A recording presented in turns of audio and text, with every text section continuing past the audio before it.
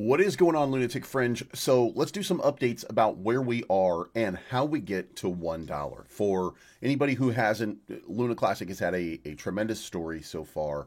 Basically a dead chain at one point, now with an opportunity to start to reclaim some of that previous glory. So make sure you hit the like button on the way in, and let's figure out what that path to $1 looks like, and we'll decide later whether or not we'll get there. All right, so for starters, and this is very important, for a long time we haven't had a real website. Now we have a real website. Now it is an unupdated website, terra-classic.money, and it's at least a start. It's a place for people to go to find out what they need to know. Now, remember, a lot of this is just kind of dead along the way. But we have the markets where you can buy the project. We have the markets on a decentralized platform where you can go in order to buy. And we have applications that are available for you to look at, including Big Bang X, CookiePay, Garudify, Juris Protocol, Elbun, Miata, Selenium, Terra Casino, Terraport, Terra Pump, Vinthrex, WeSo DeFi. By the way, if you have base tokens, that's going to be taken over by WeSo DeFi. I believe that's might have already happened. By the way, I'm not exactly sure what they're doing with it, but we'll be checking that out. Remember, WeSo DeFi, something brought to you by Mr. Diamond Hand, so you should definitely check that out. But for games, there's a list of the games now. Then there's blockchain information, what you need to know. Then there's the wallets that you can use. There's the blockchain tools that you have available. There's the bridges that are available to validate. This simplifies the process for you. So at your own leisure, terra-classic.money. You can go check it out. And this really is a good platform to start giving us a little bit of similarity to the top 200 meme coins, which Luna Classic is currently in. Also, there's an update that came out yesterday, and it was regarding Luna Classic price as it braces for a 410 billion token burn milestone. And you might be saying to yourself, 410 billion burn? Well, pamp that down just a little bit. In fact, that's really what we were looking at to begin with, and we just passed that threshold because Binance did their burn. So now we're over 410 billion. This was not something it's not some crazy thing.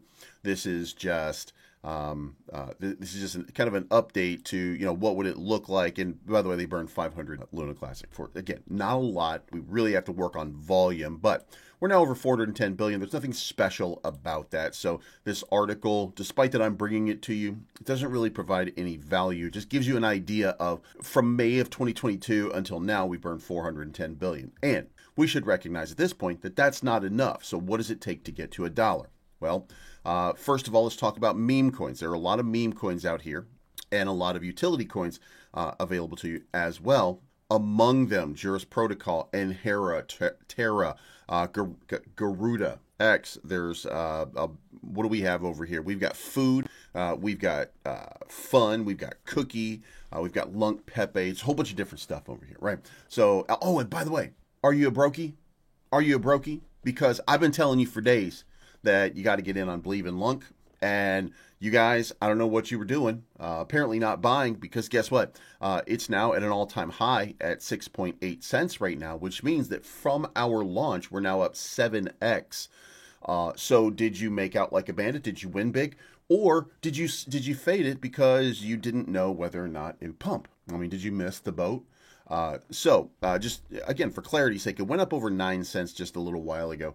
This is, I think, a lower time chart. Let's get to a 1 day over here. You can see right there, it just had a nice little spike up over 9 cents. A little profit taking along the way, but guess what? We're now looking at that getting unbonded. So if you want to buy yourself before it's too late, then there should be a link down below where you can get in onto Believe, and maybe we'll get that unbonded and we'll get that out into the wild. That takes about 30 to 40 cents, I want to say. So you're talking about a 6 or 7x from right here. And all you had to do was be here in the beginning with me when I launched it. No, anyway, the market's down just a little bit today. So that's why you're seeing these meme coins kind of fading just a little bit. But you know what's also fading? The people who are validating with Happy Caddy Crypto.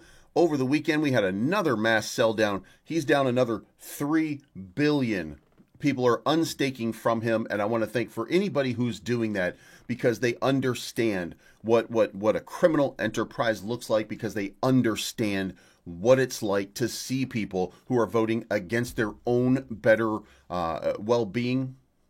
Finally, people are starting to wake up, and they're starting to realize that this person is not good for the communities. And look, you might be a fan. You might decide for yourself, hey, yeah, no problem. But I think you're wrong about Happy Caddy Crypto. No problem. Point to the spot on the chart where I'm wrong. Point to the spot where I'm wrong. And again, this is me saying all of the big validators, they're all in the same game of keeping everything the same as it always is, because then if there's no progress, then guess what? They continue to reap the rewards, and they continue to bleed the liquidity out of the system. The only people that are cutting and taking profits every single month are the validators. And in order for the validators to take a profit, they have to sell on the open market. So where's the money coming from? It's coming from you to pay for the validators who are then voting against your better interest. I'm not making this up, okay? Now, we know that Happy Caddy is not voting in your better interest. Interstellar, however, and by the way, Interstellar is down, but I want to point out that they are not in lockstep. Just there are a few things that Interstellar does that are, in line with Happy Caddy Crypto, in line with Jesus is Lord, in line with Terraport, in line with Vegas. Interstellar is all over the place. So I think people see that and they understand that, they have their own principles. And if you go back and you look at the votes, and you can tell. So anybody coming back into Interstellar after dumping a little bit, shout out to you, because I don't know that they're a bad actor. I think that they're aligned with a principle that I disagree with, and that's okay. We can disagree. So when we go into attack mode, it's when we send people messages like Happy Caddy Crypto sent me messages, like threatening messages that we can't work together, that we can't do stuff together because I don't suck up to him enough, and then deletes the chat. Are you kidding me? What are we, fucking 9 years old? What? You know what I mean? Also, all nodes at an all-time high. So I think we're understanding, or I think people are understanding, I am not a fan of all nodes. But because I'm not a fan doesn't mean that you shouldn't be a fan. All nodes is the largest validator for a reason. I don't think that they want the chain to progress. Okay, I'm not saying that I'm endorsing them, but they're not actively doing stuff. In fact, when they were proven wrong, and they were wrong, in the request to inject liquidity for the Terraport DEX, when that happened originally, they voted no with veto, and they gave a reason because the customers were not made whole. They didn't have all their data. They were getting their data from scam artists. And when I say scam artists, you can make up who you want. There were only 3 no with vetoes. Was it all nodes? Was it Interstellar? Well, it can't be all nodes because all nodes is all nodes. Could it be Interstellar or Happy Caddy Crypto? Well, you never really know, but there's only one person talking about it on YouTube, right? And we all know who that is, right? That we all know who that is. So, what I say is, I think that they were unduly influenced by. Now the other thing is, Interstellar Lounge was the one that put no with veto, put Terraport has rugged investors before, community pool funds are at risk. So then All Nodes says customers were not made whole after the hack, which was a lie. Okay. Now Interstellar Lounge, again, they're willing to deceive you in this context because the after the hack happened, which was the DPRK, by the way, the Democratic People's Republic of Korea, North Korea. In fact, I think I've shared it with you.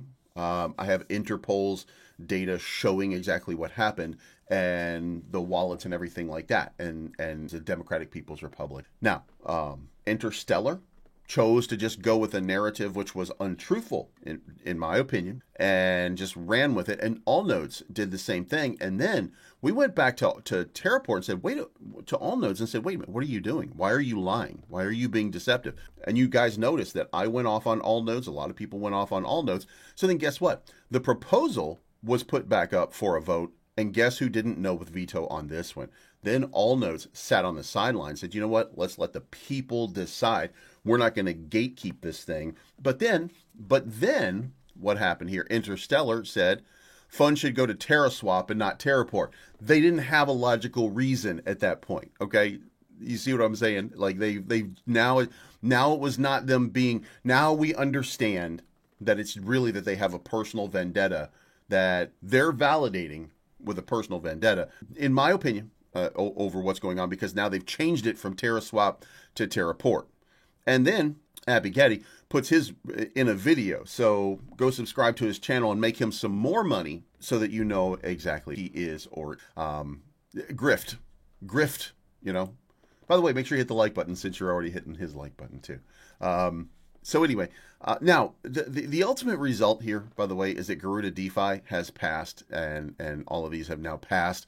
So we're creating a more robust. We have a website now. We have off ramps that are available to you. So let's talk about $1. Now, first, back in the old days, when Luna went to $119, you know, depending on the exchange, up to 121. We're going to go with 119. The reason it went to a $40.8 billion market cap back at that time was because the supply, which was originally 1 billion, because the market module was active and because Terra and Luna were burning one another, the market module had turned 1 billion tokens into 343 million tokens. So there were only 343 million tokens left when the launch happened. So when you take that and you divide that, or you multiply that by 119, that's when you get 40 billion. So to get back to $119 would take a level of insanity that we have never even seen before. In fact, it's 5.46 trillion, which is the supply right now. So we could take this and take it 460 and then 5. It would take a $64 trillion market cap, a $64 trillion market cap. Now, just for clarity's sake, Bitcoin's market cap right now about 2 trillion. So there's no way that we get into this realm, but that's where we are. That's the number. Now, the question at that point is, well, how do we get there? Now, if we took 40.817 billion, which was the high right there, and we divided it by the current circulating supply, 5.46 trillion that you can see right there. So if we did that, then the price would end up being 0.00747. Now, that means that we wouldn't even be at a penny based on the level that we've burned so far. Now, stick with me here. The number that I gave you was a third of this. It is my belief that about a 13 billion, 14 billion market cap is going to be at or near the top of what Luna Classic could potentially do, which is why you will note that I gave you a much more muted accounting of where I think it can go. And I don't want to say that I'm uninformed when it comes down to it, but many times over the years, I've given you predictions of maybe we get to $1, maybe we can get to a dime, maybe we can get to a penny, maybe we can get to these numbers, but it's going to take a monumental thing. Well, that monumental thing is burns, and we didn't have any burns. We're barely burning. Let's go back, and when we look at it, we've burned remember, we were just celebrating in 3 years, we've burned 410 billion. If we do that in 3 more years, then what you're doing is you're taking you're taking this 5 trillion number right here, and you're just leaving it at 5 trillion. So what you would get is 40.817, and then you would divide it by 5 trillion, and it's still 0.008. Even burning that much more over that period of time doesn't change what's going on. Fundamentally speaking, the market module has got to come back, and we have to have a burn going back and forth. Now, you might be asking yourself, why has it not been re-enabled in all this time? Well, I mean, go back and look at all nodes. Go look at Interstellar. Go look at Happy Kitty Crypto. Go look at the people who are the biggest validators. What are they doing to create value for you other than selling off on the chart every single? And by the way, it's not limited to just them. It's everybody. But what's happening? By the way, this is where we are. Okay, this is an honest assessment. It's difficult to pinpoint the exact number of people who hold LUNC, but data shows there are 11,782 active wallet addresses for Luna Classic. Now, that doesn't mean that they're unique. There could be people here that have 100 different wallets. We don't know what now, and by the way, when you get into Binance, stuff like that, that number increases a lot because people are using centralized exchanges for it, and they're keeping their stuff on centralized exchanges. So consider this is probably 4 or 5 times as high. So you're probably talking about 50 to 100,000. At one point, remember, there was 1 million people holding Luna Classic. So it was Luna at the time, but there were a million wallets at one point holding. So there's 11,782 active wallets right now. So we're not going to get anywhere at this point without that market module being re-engaged and then a repeg of some sort. We've had so many different people talking about it, but what do we need to do? Well, let's just take a very simple procedure here. What if you cut the circulating supply down to 2.5 trillion? Well, if you cut it down to 2.5 trillion, then all you would do is that this number would double here. So 0.008 would become 1.6 cents. So if you reduce the supply by half and you hit 40 billion, then the end result there would be 0.008. But here's where it gets interesting. Let's talk about the circulating supply, and let's talk about the current market cap. Fair dollar value right now, 380 million. So let's start at 380 million. So if we had 380 million market cap and we only had 1 trillion in circulating supply, okay, now we're at 3 zeros 38. So in this, I've reduced the supply all the way down. Now, this number here is where we currently are. So with a trillion supply, we would actually about 6 or, it's about 5x from where we currently. So that would put us in this spot. Now, here's the question. What happens if we get on a nice little run? Okay. So what if we go to 10 billion? So we're going to take 10 billion. So we go to a 10 billion market cap with a trillion circulating supply. There we are. We're at a penny. Now, that's not going to get us where we need to go. But what if we were able to cut this down to 100 billion? Then we're looking at 10 cents. This is why the burns matter. The burns and the volume are really coming into play here. So, and I'm giving you simple numbers, but again, if we're at a 10 billion market cap and we have 100 billion tokens in circulation, that's 10 cents. But what if we had 10 billion? Obviously, that's $1 right there. So the market module, the ability to burn Luna Classic, that's where it comes into play. Now, let's also point out that the market maker previously, the market module that was binding Terra and Luna back before, launched in October of 2020, and it was still burning tokens for 1.5 years from the time of that launch all the way to when we had the death spiral, okay?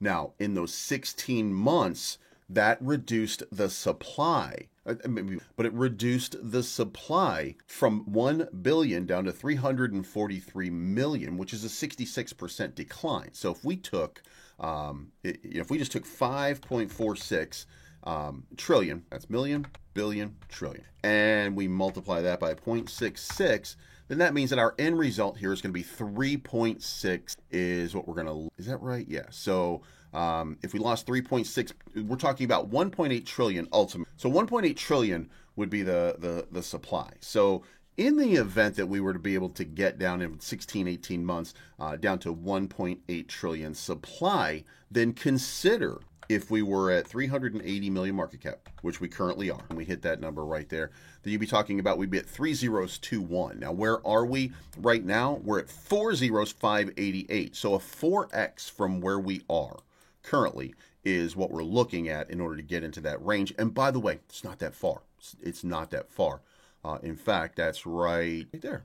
So we've been there before with a much higher supply. So this is, again, this is a lot of spitballing on what it would take to get there. So ultimately, the end result of this is we need burns. We need massive amounts of burns in order to get there. Without the burns, we are a sinking ship. So market module is the way to get burns. There's been discussions being held for a long time about how to get this market module back out, up and operational. And, I don't know that there is or is not. First of all, we need a developer who can do it. We know that there are developers here that can do it.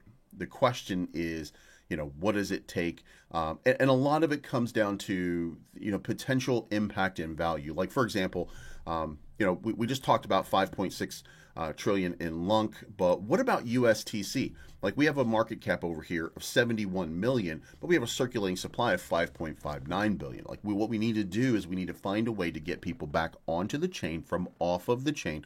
I'm sorry, market cap of 65 million, not 71, but a fair dollar value. We need to get people off of the chain or off of the exchanges and back onto the actual chain. So, that's what we're looking for. And how do we get that 5.59 billion EC to go down? And I don't really have an answer for you. At best, you've got that 290 million that's still sitting in the Terraform Labs wallet. And you got a 58 million sitting in a Terraform Labs wallet. So there are a couple of different wallets that hold a pretty good amount of supply, but it doesn't touch what it needs to touch. It doesn't get us to where we need to be, which is around that 1.8 supply. So I know these are a lot of numbers I'm throwing at you, but I just want you to know that we're looking at it. Now, tomorrow, we're going to continue to deep dive in here, and I'm going to show you what is needed. But again, 1.8 trillion right now. If we can get that market module up operational, and we can get USTC and Luna Classic back together so that they're paired and they're burning one another